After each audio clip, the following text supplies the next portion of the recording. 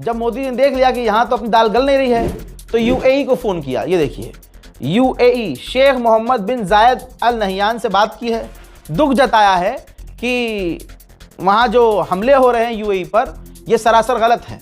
यानी जो ईरान हमले कर रहा है, जिगर नहीं है नाम लेने का ईरान का, मोदी जी का, लेकिन उन्होंने कहा कि जो हमले हो रहे हैं यूएई पर, ये काफ़ी गलत है, हम इसकी निंदा करते हैं और सेफ पैसेज मिलना चाहिए तमाम टैंकरों को। सेफ पैसेज यानी सिर्फ ये तेल के लिए फड़फड़ा रहे हैं, गैस के लिए फड़फड़ा रहे हैं। ये बात तो अब यूएई भी समझ रहा होगा। यूएई के दिमाग में भी आ सकता है कि अगर इतना हमदर्द है मोदी, तो भाई अपनी फौज भेजे स्ट्रेट ऑफ हॉर्मुज़ में, तब तो इन्हें वहाँ नहीं, हम तो डिप्लोमेसी तो सब समझ रहे हैं।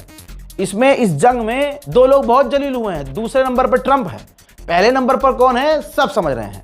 अब सोचिए, इन्हें यूएई पर हुए हमले पर दर्द हो रहा है, लेकिन यही मोदी सरकार हिंदुओं को इकट्ठा कर रही है ईद के दिन उत्तम नगर में दंगा करवाने के लिए। दिल्ली पुलिस ने किसी को गिरफ्तार किया जो हिंदू ऑनलाइन मीडिया पर कैमरे के सामने दिन के उजाले लाइव बोल रहे हैं कि हम मुसलमानों को काटेंगे, घर में घुसकर जला देंगे, उनकी दुकान समेत मुसलमानों को जलाएंगे।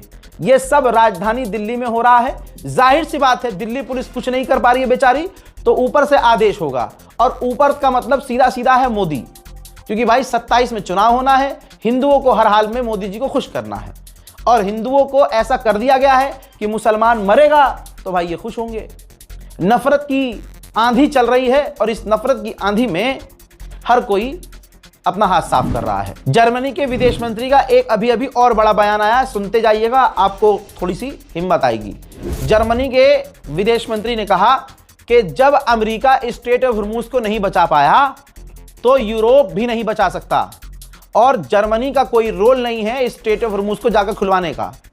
हाँ, वहां की सिक्योरिटी जरूरी है, सेफ पैसेज जरूरी है, हमें अरब से डील करनी होगी, अरबों से बात करनी होगी, और जरूरत पड़े तो बेहतर ये होगा कि हमें ईरान से डील करनी चाहिए।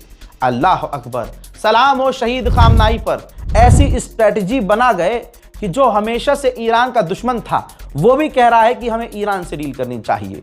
जो देश ईरान पर पाबंदी लगाया करते थे, अब तक जिन्होंने ईरान पर पाबंदी लगाई, सलाम हो हमारे खामनाई पर। ऐसी स्ट्रेटजी कि अब वही दुश्मन देश कह रहा है कि हमें ईरान से डील करनी चाहिए। उधर याद रखिएगा, मोहम्मद बिन सलमान और तमाम अरब देश डोनाल्ड ट्रंप पर प्रेशर बना रहे हैं कि ईरान को पूरी तरह से मिटा दो, कुछ ऐसा करो कि दोबारा ईरान इतने पावर में ना आए।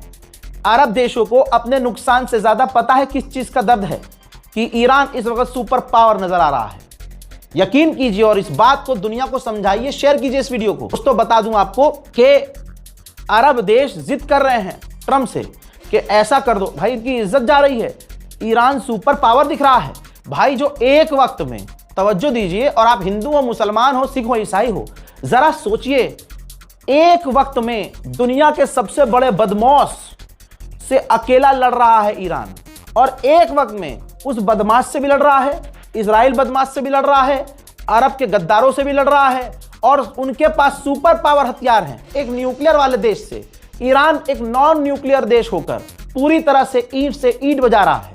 इसमें अरब को यह हो रहा है कि हमारे पास इतना कुछ है, पैसा, दौलत, शोहरत, तब भी आज हम ईरान के आगे नहीं टिक पा रहे हैं। इस जंग में जो ईरान ने बजाया है, पूरी दुनिया ईरान की फैन हो गई है। हम क्या कर रहे हैं अब? तो अभी अमेरिका से कह रहे हैं कि मारो ईरान को और इतना नुकसान करो कि ईरान कभी खड़ा ना हो पाए। यह है बिन सलमान, यह है अरब देशों की हकीकत।